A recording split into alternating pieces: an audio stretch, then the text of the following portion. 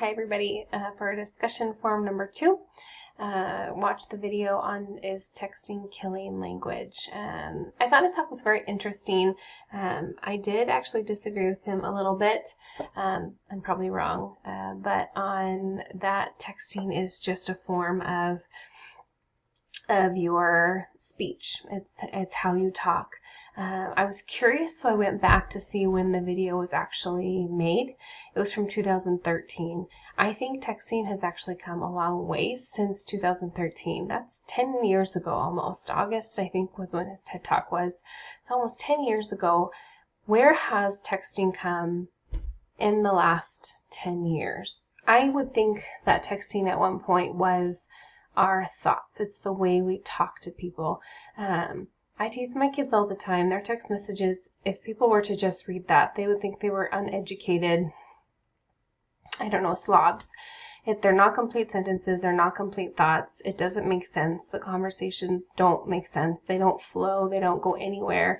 It's hard to follow, and I'm their parent, so I can't imagine how an outsider would understand anything they were saying through a text message.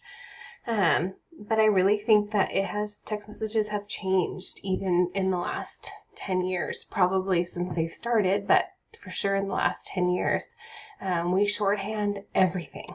I know for processes in our office, we actually go over with new hires appropriate language for texting, emails, phone calls, and for letters. It's completely different language, so I did agree with him on that part.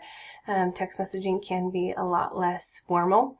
It's a lot more of a conversation, as if you were sitting in front of that person, having a one-on-one conversation. It doesn't need to be a formal letter or a formal email. But I just would be curious to see if John were to give this TED Talk today, what would his perspective be, and what changes would he make in that TED Talk? Because I guarantee it wouldn't be the same, but what changes would he make? What would his perspective of it be 10 years later? He did say at the end of the TED Talk that he would like to go into the future and read text messages and see how language has developed.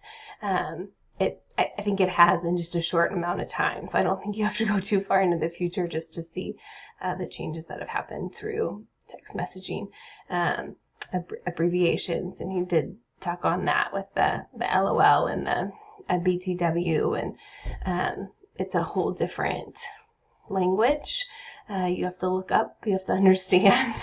There's a difference between what I text somebody my age or in my age group as opposed to what I would be texting my grandmother in more complete sentences. So there is a disconnect probably there.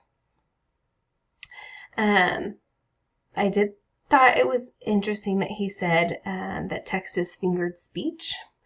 You don't think of it that way, but it is very true. It's a quick way to get something across to somebody without having to make a phone call. How can I quickly get a message to you, get my thought to you without having to pick up the phone and have it be more of a formal conversation? So the great example to that is how many people use the speech to text. I mean, I just talk right into my phone, tell Siri what I want it to say, and the text message goes directly to that person. So a lot of that is generational. I know the older generation does that. When my mom does it, she does it in complete sentences and tells Siri to put in a period and a space and an exclamation mark. When I do it, it just sounds like a run-on sentence, but there's a lot of information in it. When my 15-year-old sends a text, good luck if there's one complete word in it. So I don't think that there's a one-all answer for a lot of those questions. I think it changes, and I think it's generational.